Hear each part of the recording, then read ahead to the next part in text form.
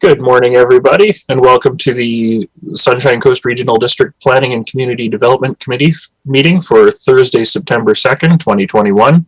It is 9:31. I would like to call this meeting to order and take a moment to acknowledge that the Sunshine Coast Regional District operates on the traditional territories of the Seashelt and Squamish First Nations. Just before we adopt our agenda, we do have an amended agenda today. The only amendment is to remove Annex C from the agenda. When we get to that point in the agenda, staff do want to just speak to it, but the actual contents of the annex are removed from this meeting. So any other changes that directors would like to make to the agenda?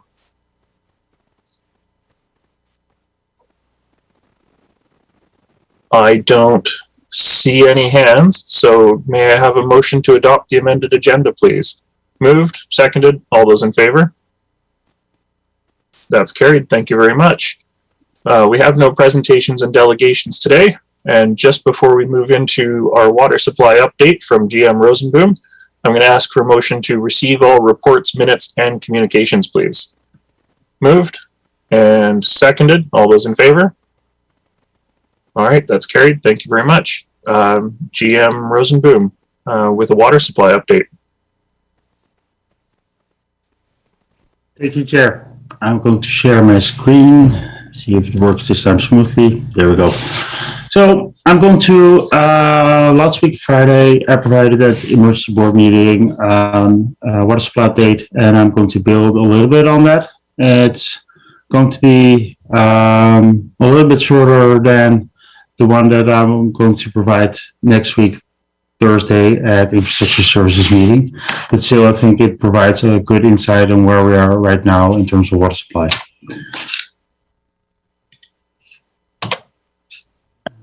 Okay, so what are the current conditions? This is a picture from Chapman Lake earlier this week. You can see that the channel is that's the channel towards the dam is about dry, and you can see that the siphon intakes, they are below those orange buoys in the lake, and the lake level dropped already substantially. And given that we've been using the lake since this picture is taken, the current lake level is lower than as shown in this picture. So the UC is now active for about 10 days. Currently, we're providing about 65 to 70% of the water to the community from this siphon system in combination with Everest Lake, and the ratio between those two is we're fluctuating, and we're optimizing our use from both lakes. So I combined them here. We are using about 20% we're currently getting from Cray Creek. Chester Wells providing about 8%. And since yesterday, the town of Gibsons is providing between 5 and 8% of our water supply.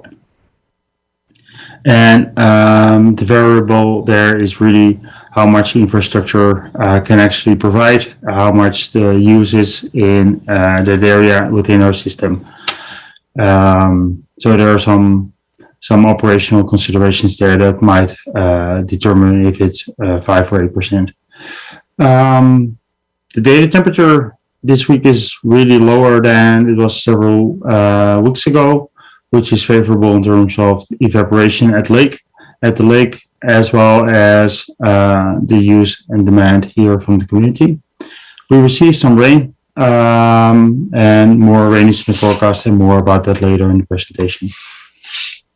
So this graph has been updated again. So you can see that the water use at the moment is about between 10 and 11,000 cubic meters a day, which is comparable to that early April, which is a good indication that there is most likely little or none outdoor use happening at the moment. We are still noticing that there are people using outdoor water,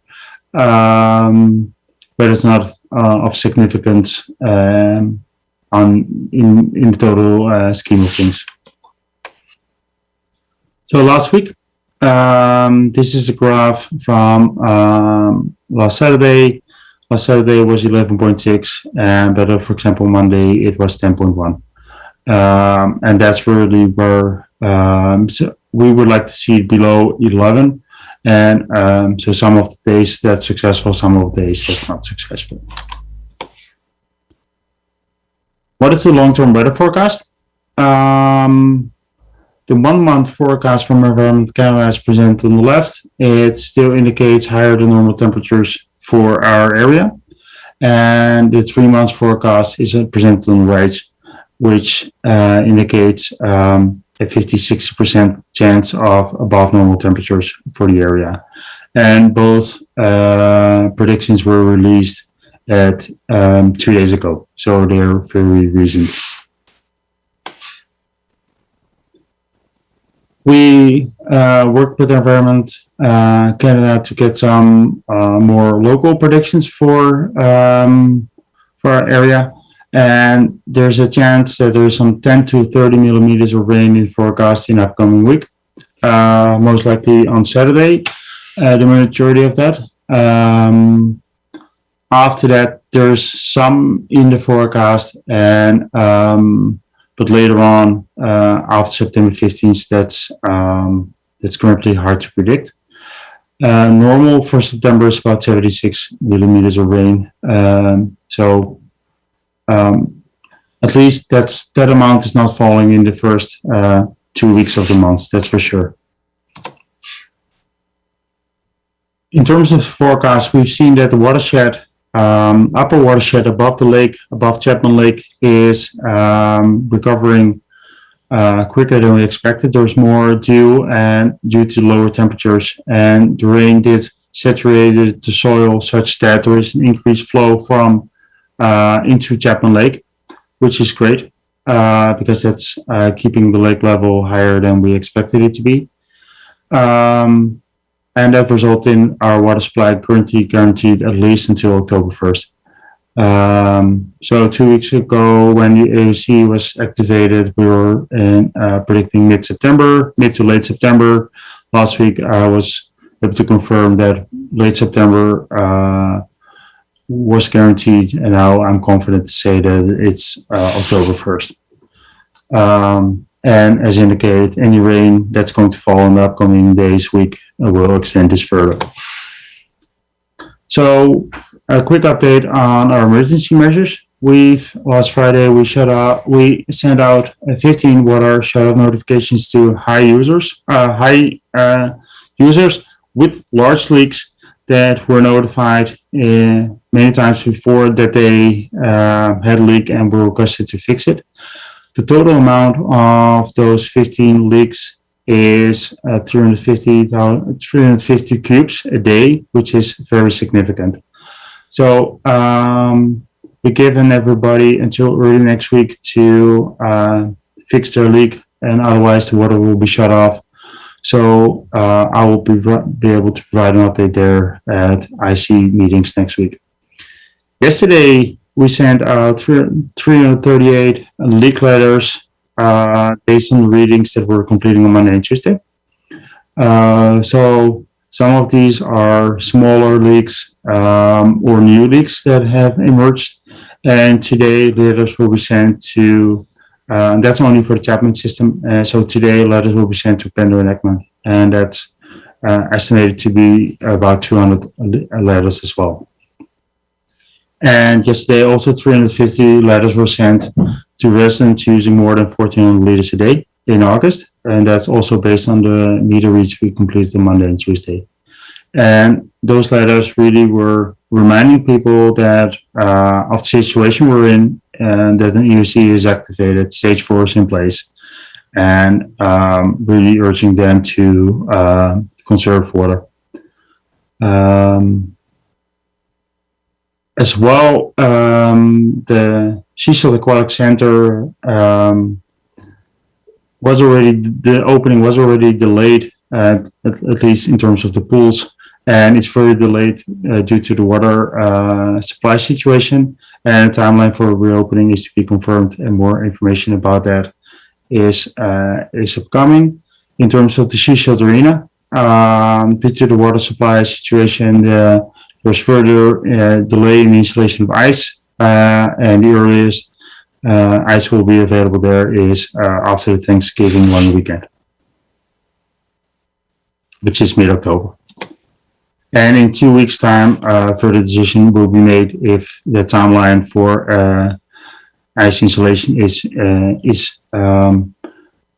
feasible given the water supply situation. So, as indicated on August 31st, last Tuesday, Town of Gibson's Council supported to provide the SRD with emergency water supply. Yesterday, staff were able to actually activate it already, and we are currently receiving between 500 and 860 cubes a day.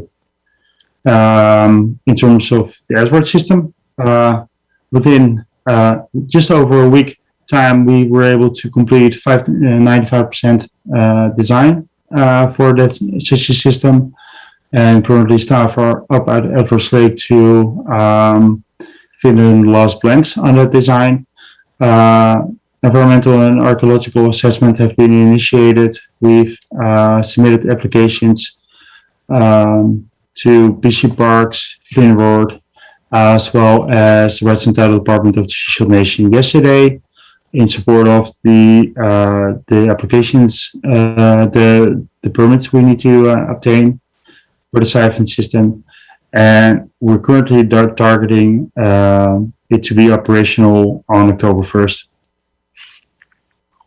And that will require it to be installed 2 weeks prior. And more than happy to answer any questions you might have. Okay. Excuse me. Thank you, GM Rosenboom. Director Seegers. Thank you. Water supply guaranteed to October 1st. What are the assumptions behind that? Thank you. Thanks for the question. The primary assumption is that that the demand continues to be what it is about now, around the 11,000 cubic meters a day, and that there is no rain in the forecast. So any rain that will fall will extend it further. Thank you. Okay, thank you. Director McMahon. I'd be interested to see a sample of the letters sent out to the large water users with over 1,400 square meters or whatever a day. The other question that I had is there any financial or other assistance available if there are any homeowners with large leaks on their property who can't afford to fix the leak? Just before I go to staff, I'm going to chime in that after the previous meetings, I was in touch with Nicholas Simon's office to see if there was anything available to homeowners through the provincial government. And if you're on provincial assistance, there are programs that are available to you. But I don't know if there's anything further, and I'll let staff speak to that. Thank you for the question. No, from an SRD perspective, I'm not aware of any financial assistance that currently can be provided. Okay, thank you. Director Hiltz? Thanks, Jerry, and thanks for the presentation. Just a quick question about Edwards Lake. The materials was one of the unknowns about being able to complete the project. So just wondering on the procurement of the materials for the siphon, if that's how that's managing. Thank you. Thank you for the question. We've connected with all the potential suppliers, and they're all able to deliver the material well in advance of when we actually need them. Thank you. Okay, that's great news. Any other questions from directors? I don't see any hands. I suspect you'll get a lot more questions next week with the more comprehensive updated infrastructure services. So yeah, I guess thank you very much for that, and let's move on from there. Director Hiltz. I just wanted to, again, say thanks to the town of Gibsons, for their fast action, for that collaboration and working together and being in this crisis with us. So really thanks to the town of Gibsons. Actually, I do have a question for Director Beamish. I know there was some conversation about Gibsons supplying water and having to move up to the next stage of their water restrictions. Did that happen for Gibsons? We will be moving to stage 3 on Friday at midnight. Okay. All right. Thank you very much. Okay. Moving on in our agenda, we have Annex A, service agreement with Seashelt Indian Government District for building inspection and regulation services. Turn this over to, sorry, I've lost my agenda. GM Hall. Thank you, Chair. This agreement seeks authority to enter into a 5-year agreement with the Seashelt Indian Government District for building inspection services. Such an agreement will codify our long-standing positive and mutually beneficial working relationship with one of our members and one of our service participants. A documented agreement will provide benefits of clarity and business continuity. And this is important as some of both government's senior staff advance towards retirement. And no, this is not a retirement announcement. This is just planning proactively for succession. And it's good practice in matters where unique service arrangements are present.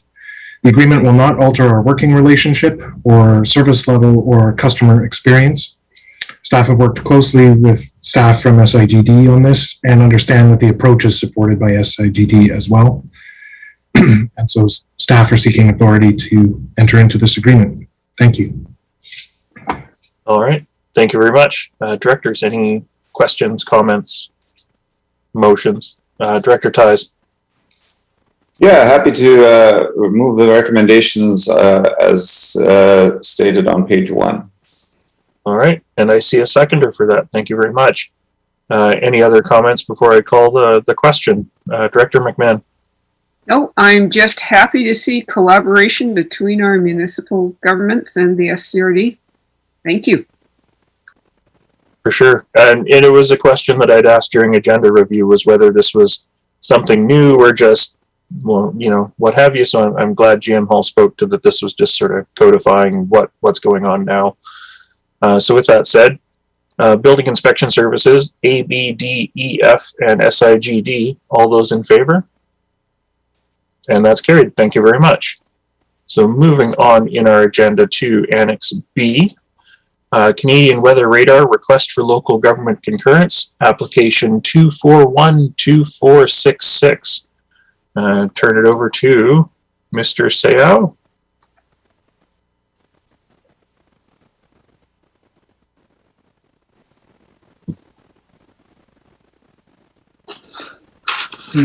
Thank you, Chairman. This is a request from Environment and Climate Change Canada to provide local government land use concurrence on a proposed weather radar to be constructed at Half Moon Peak in Half Moon Bay. So this new radar will benefit many local sectors, including weather forecast, forestry, fishing, air and marine operations, construction, as well as search and rescue operations.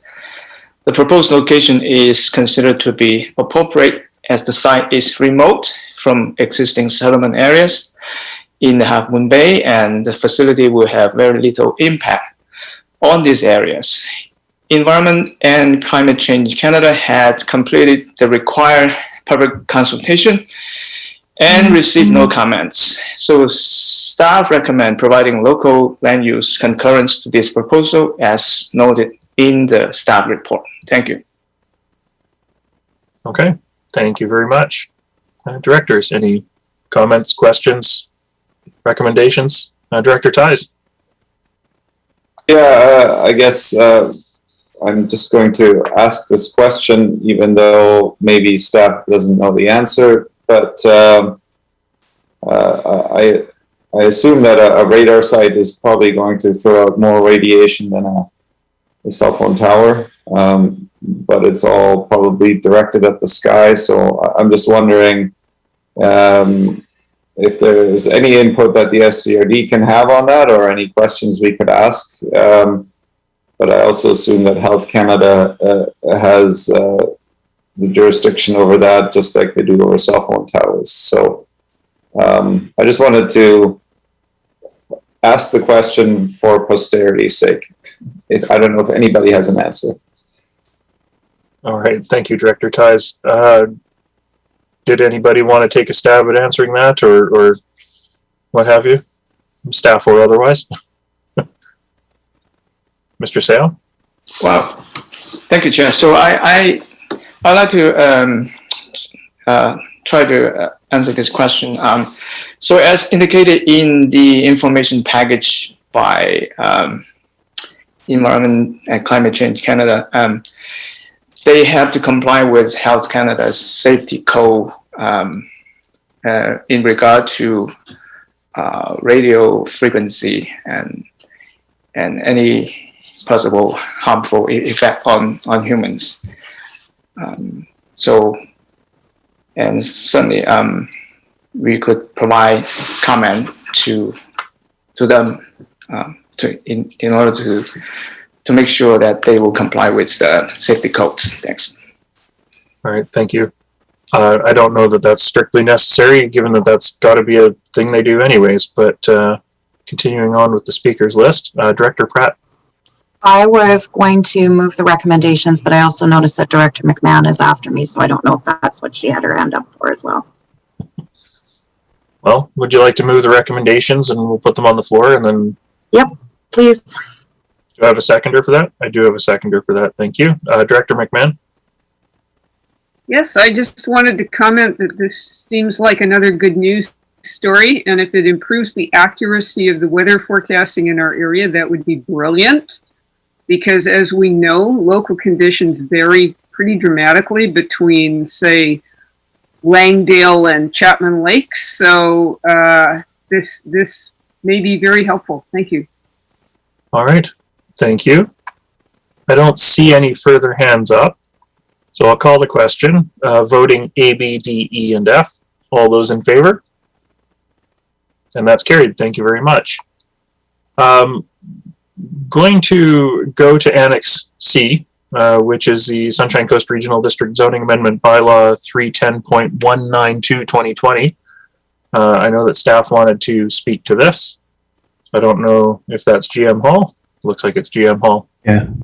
Thank you, Chair. And so just to be clear, this is the hole where the Annex C was, but thank you for asking for staff comment. Staff removed this item from the agenda in response to identifying an oversight on staff's part with regard to our process for handling written comments. We regret the oversight, but in order to ensure complete and fair process, a second public hearing is required. Staff have communicated with the applicant and with interested neighbors, so they are aware. And board direction to conduct a second hearing will allow us to proceed forward. And so that a motion to conduct a second public hearing and to delegate a chair and alternate would be appreciated, please. Thank you. All right. Remind me, I'm sorry, I don't have the wording open. Do you require us to pick our chair and vice chair for that now, or can that be done at board when it's adopted?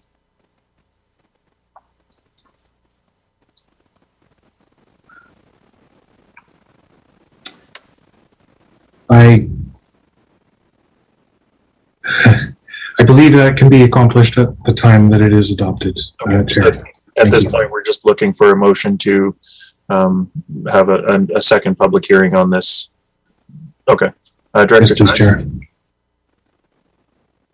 Yeah, I think we can do that at board, but I am also willing to volunteer myself once again to be the vice chair on that, and I'm happy to do the complete motion if that is what the chair requests. Well, I chaired the first one. I'm willing to chair the second one.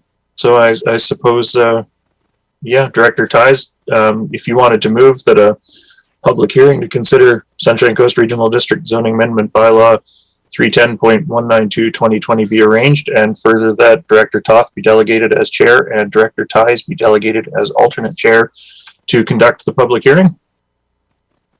I will move that, yep. All right, and I have a seconder. And again, this is rural planning. I don't see any other hands up, so I will call the question. All those in favor? And that's carried. Thank you very much. And thank you, GM Hall, for bringing this up. Moving on to Annex D, Agricultural Land Commission Application 61641, SCRD ALR 00015. Turn this over to perhaps Ms. Clark, since she has joined us. Thank you. Good morning, directors. This application 61641 was made to the Province of BC's Agricultural Land Commission and referred to SCRD for comment. The application seeks retroactive approval for fill that was added without permission in the ALR on Henry Road in Electoral Area E. Planning staff have reviewed this application, and the application was also reviewed by SCRD's Agricultural Advisory Committee and the Area A APC in May this year. The farm uses proposed to take place over the fill areas are compliant with permitted uses under SCRD zoning bylaw 310. SCRD is concerned about the asphalt surface added to the parcel, as well as the volume of fill. SCRD policy regarding agricultural properties is to protect the future agricultural capability, and the addition of asphalt in particular may not support this policy direction. Specific regulations, however, about fill are the jurisdiction of the Agricultural Land Commission, and as such, SCRD recommends forwarding this application and any updated documentation to the ALC for decision. And I understand that we do have proponents for this application in the gallery with us today. We have the application agent, Mr. Daryl Zabitnoff, as well as the owner, Mr. Chris Danroth, with us today. Thank you. All right, thank you very much. Director McMahon? Yes, one minor correction. It was the Area E APC that reviewed it, not Area A. But I would like to move the recommendations on page 38 of the agenda. All right, and I do have a seconder for that. Thank you. I don't see any hands up. Y'all are very quiet today. So I'll call the question, voting A, B, D, E, and F. All those in favor? That's carried. Thank you very much. And yeah, I suppose it speaks to the quality of the reports that there are not that many questions coming out of the meeting today. So thank you to everybody who's put their reports together today. Moving on to Annex E, Zoning Amendment Bylaw 310.193/2021 for 1090 Reed Road, consideration of first and second readings. And turn this over to Mr. Copes. I don't see him in the arm. Oh, let's promote him to a panelist so that he can speak to his report.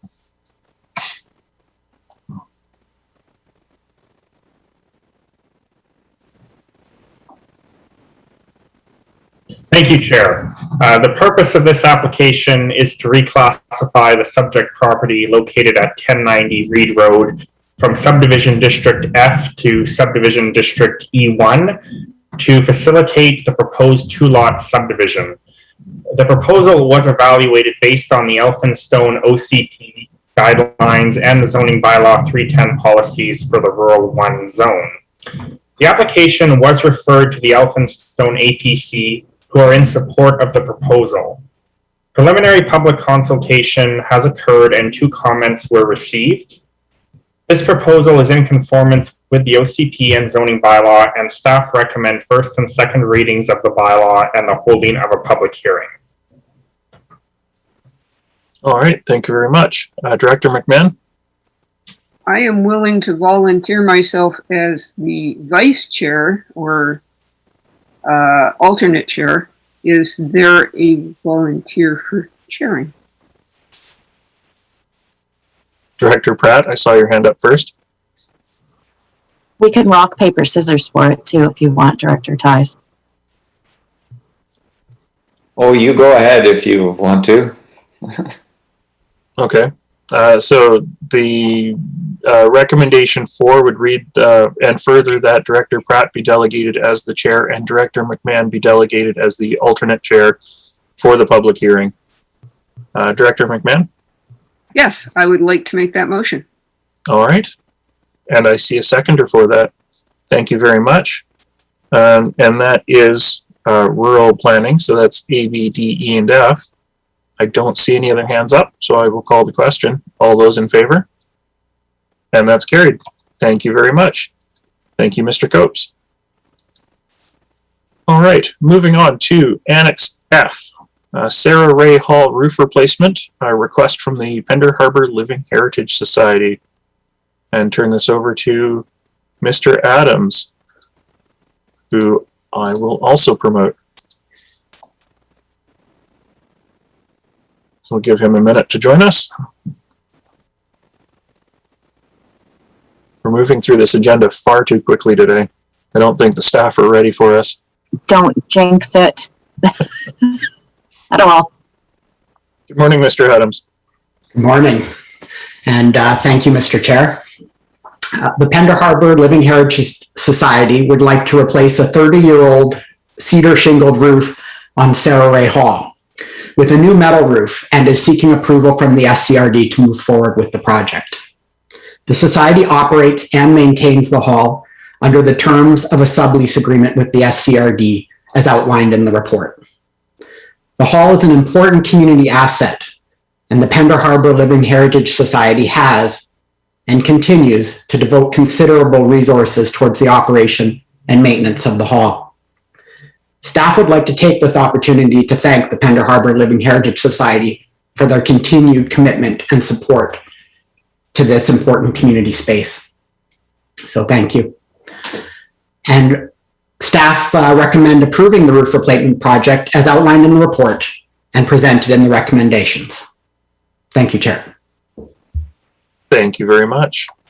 Directors, any questions, comments, recommendations? Director Lee? Yes, I'd like to make a motion to accept the recommendations as presented on page 136 of our agenda. Okay, and I have seconders for that, so thank you very much. That is on the floor. Director Ties? Yeah, I just want to make sure that I know that I think the Pender Harbor Living Heritage Society is responsible for the financing of this. And despite best intentions, I know that construction projects usually don't go on budget. And I'm just wondering if we can make sure that there's some contingency put into the agreement between the Pender Harbor Living Heritage Society and us that would ensure, or at least specify where our funding would come from should the original budget be exceeded and the funds would run out. Thank you.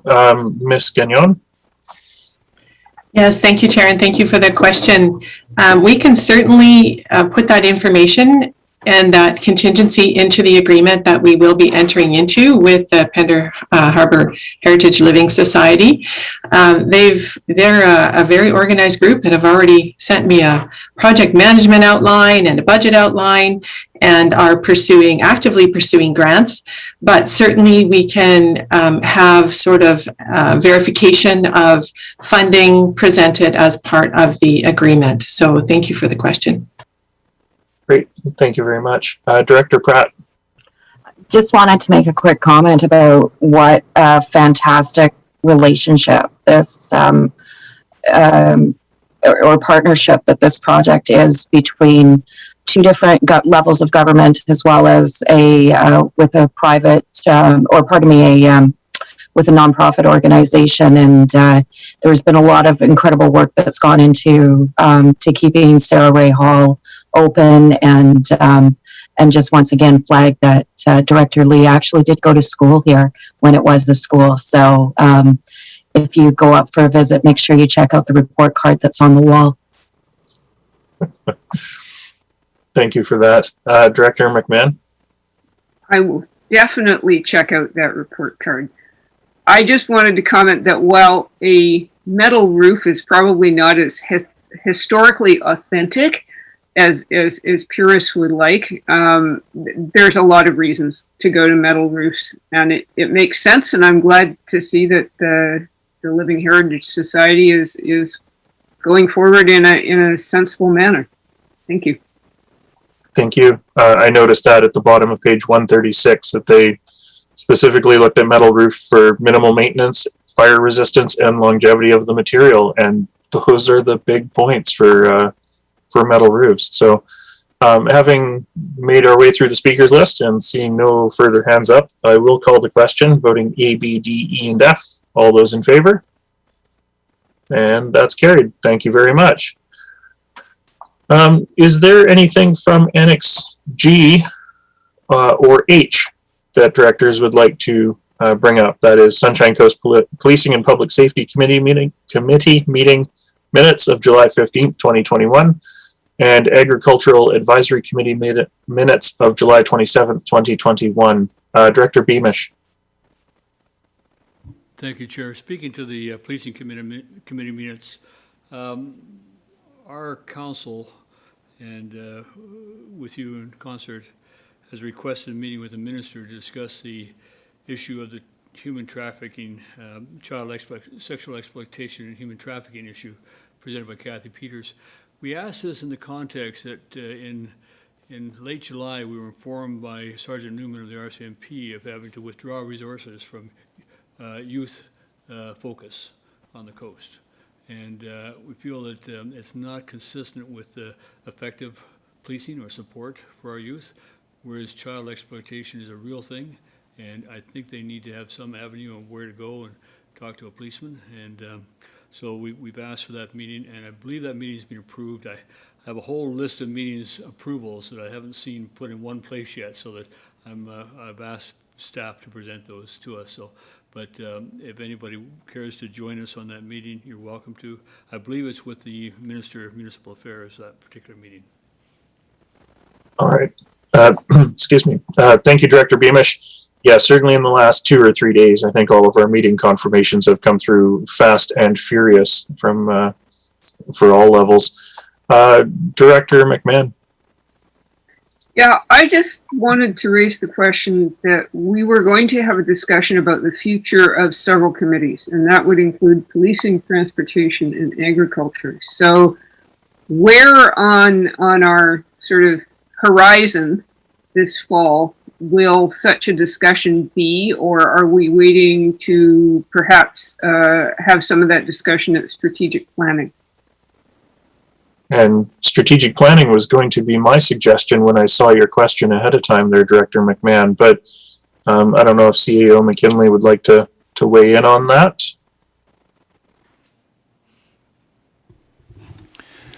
I'll have to verify it, but I think our corporate officer might be working on something on this. Okay, so stay tuned, something coming. All right, I don't see any other hands up for, oh, Director McMahon. Sorry, we had 2 items. Agriculture Advisory Committee. So there were some recommendations. Sorry, having trouble with my...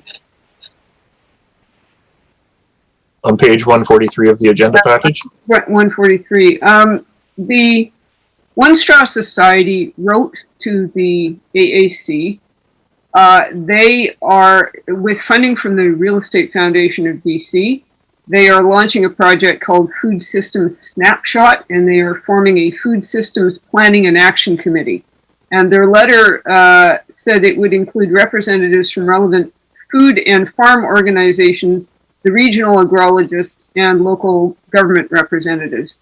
They did request a direct line of communication with the project lead, but they didn't really define that.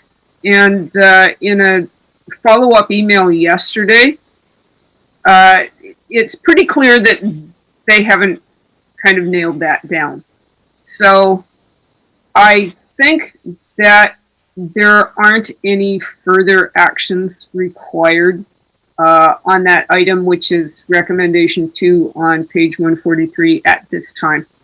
If One Straw feels that they need more formal representation from local government, then they need to, I think, make a more clear proposal as to what representation they want and whether that would be staff or elected. And because there was a mention of policy, so if they're going to look at agricultural policy, then yeah, they would need some representation. Thank you. Thank you, Director McMahon, for flagging it. We'd actually talked about this briefly during agenda review. We do have a possible recommendation that came with staff support if we chose to, but it sounds like it may not be ready for that recommendation. So the recommendation was to refer this item to staff to identify a staff lead and provide in-kind support to the project. Happy to stick a pin in it for now if you think, Director McMahon, that that's what needs to happen until we hear back, or I look to GM Hall to see if he would entertain us passing that motion now, so that should they come knocking, we've already identified that our staff can work on this. Thanks for the question, Chair. Staff always appreciate when projects are well defined before, well, and I think our whole organization benefits when partner projects are well defined before we get involved. So I think that Director McMahon's comment sounds like the partner might be doing some more work, and staff are, of course, ready and willing to quickly put things together to take the next step with a board resolution once we get clearer project definition. Thanks. Okay, thank you. Director McMahon, your hand went down, so I assume you're going to make a similar comment. So, okay. Then I don't see anything from those minutes. Annex I and J, which is the Area E Elphinstone APC minutes of July 28th, and the Area F West House Sound APC minutes of July 27th. Anything from either of those two? Director McMahon. Yeah, I did want to identify a concern that Director Beamish had raised, which is that when it comes to planning for the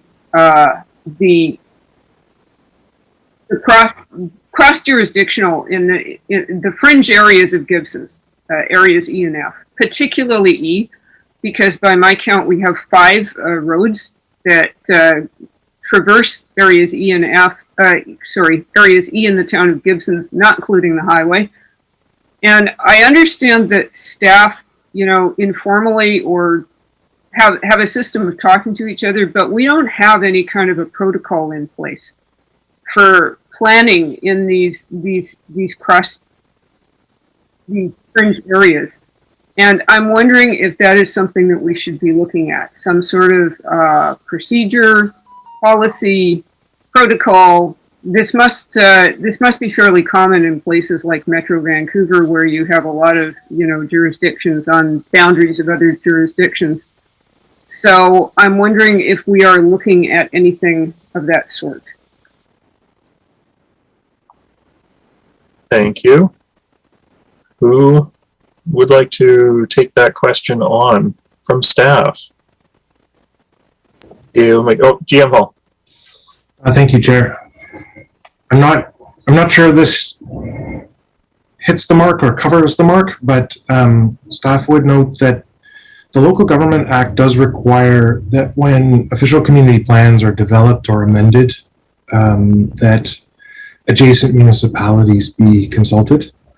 And so that would have occurred at the time that the current official community plans for the town and the adjacent electoral areas were developed, and would be triggered if an amendment was to come forward now. I realize that doesn't address all development, but that legislative requirement does apply to any significant change to development pattern or community vision. Thank you. Thank you. I'm going to go to Director Beamish from Gibson's first, and then I'll come back to you, Director McMahon. Yeah, I'm going to weigh in here just briefly because I do agree with Director McMahon that we need to look at something. I would rather that be government-to-government referral than government to a committee referral, simply because it sometimes creates a unreal expectation of outcome. Also, once we start referring to committees, whether it's the Agricultural Committee or the APC or One Straw Society or whatever, then other committees come to the table and say, well, you know, what about us? We'd like to receive referrals as well. And but that being said, on this agenda today, we have a piece of property being subdivided, ALR property. It is kitty corner to the town of Gibson's at the intersection of Reed Road and Pratt Road. Zoning amendment required.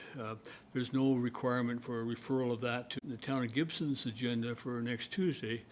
We have a zoning amendment taking place in the Parkland subdivision that will increase density in that area if it goes through.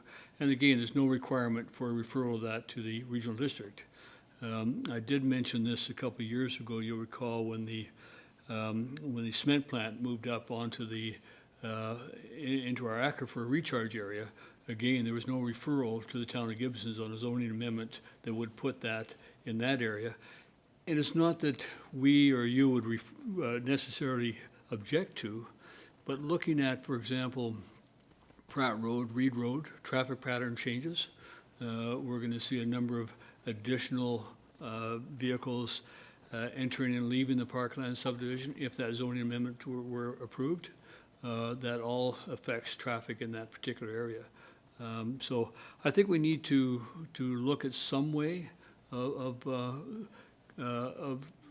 ensuring that our communities are kept informed of what's happening, and I'm not sure that I'd rather be government to government than government to committee, and that's just my preference on that. So thank you. Thank you, Director Beamish. Director McMahon. Yeah, I see two related issues here. One is planning, such as rezoning. The other one is transportation, which gets more complicated because, of course, the SCRD doesn't do that. So then we have to bring MOTI to the table. But I do have a concern that, for instance, the town has been planning some major changes to Gower Point Road, but they have no requirement to consult immediate neighbors. And I'm talking about, you know, their driveway ending right at the boundary with the town of Gibson's. So I think we need better means to coordinate planning and transportation in these overlap areas. So I'm not quite sure how to move this forward. I don't have a really firm opinion about whether or not APCs should be consulted, but I'm looking for a vehicle here to do some better planning and to ensure that the residents who are affected by this will at least be informed, if not consulted, before major changes take place. Thank you, Director McMahon. It almost, not to dump it on somebody else, but it almost sounds like more of a MOTI issue than a SCRD related issue, because if we're talking transportation, you know, MOTI is the primary body, if you will, for transportation here. I don't know if staff, Director McMahon, go ahead. I doubt that MOTI is going to initiate anything. They are not actually required to consult with residents of the rural areas before they do anything at all. No, this is true. I don't know if staff want to take a stab at this or if we want to put a pin in it until after Friday. But I'll look to CEO McKinley or GM Hall.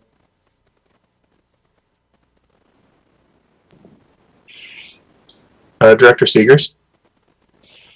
So we have some meetings upcoming at UBCM with some of the ministers, and I think one of them is with the Minister of Transportation.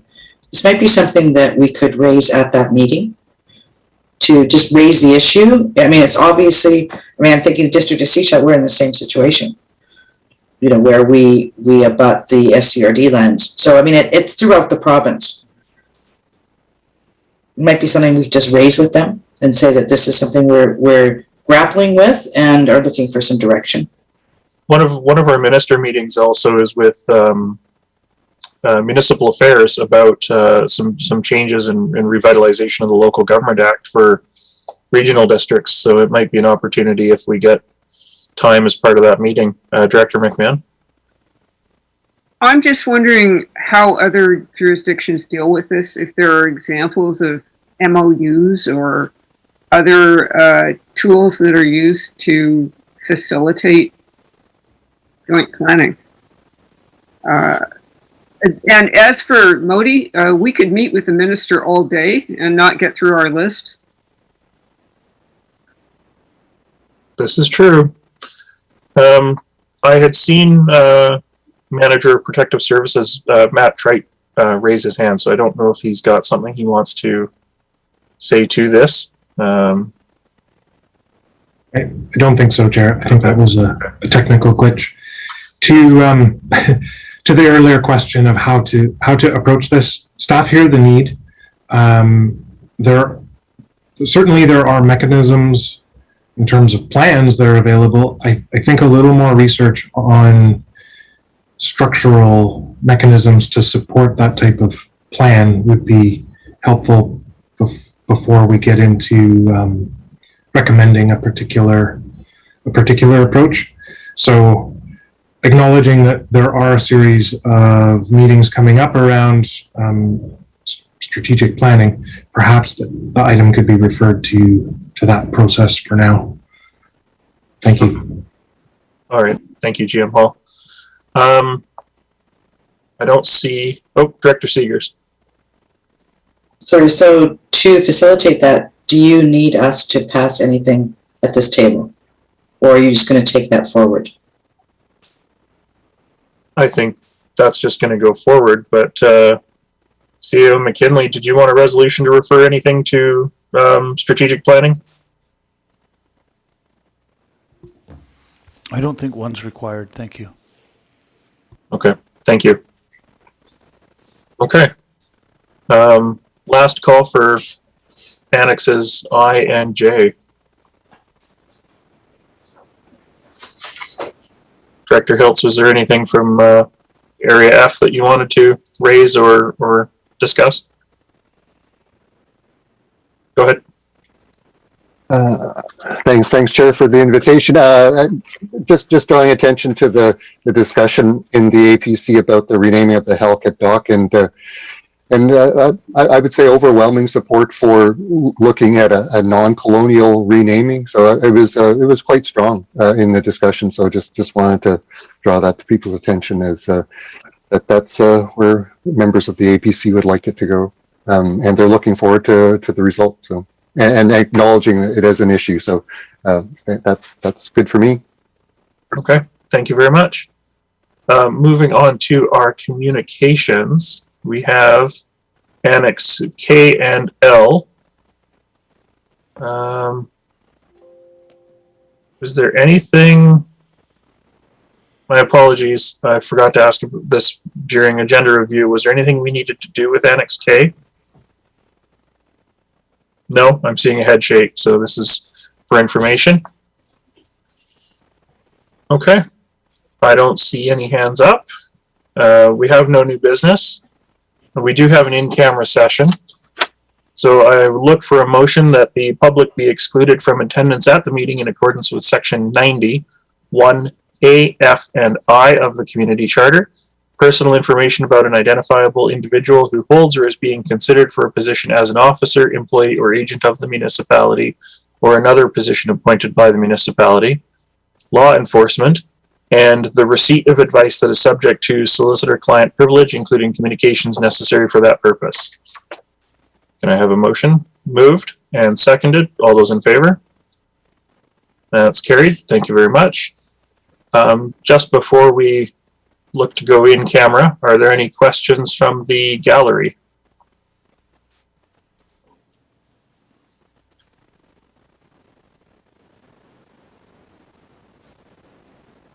Okay, I don't see any questions. Would everybody like 4 minutes or so to secure their space before we go in camera? Okay, thank you very much, and IT can take care of locking up the webinar module in the meantime. So see you in a few minutes.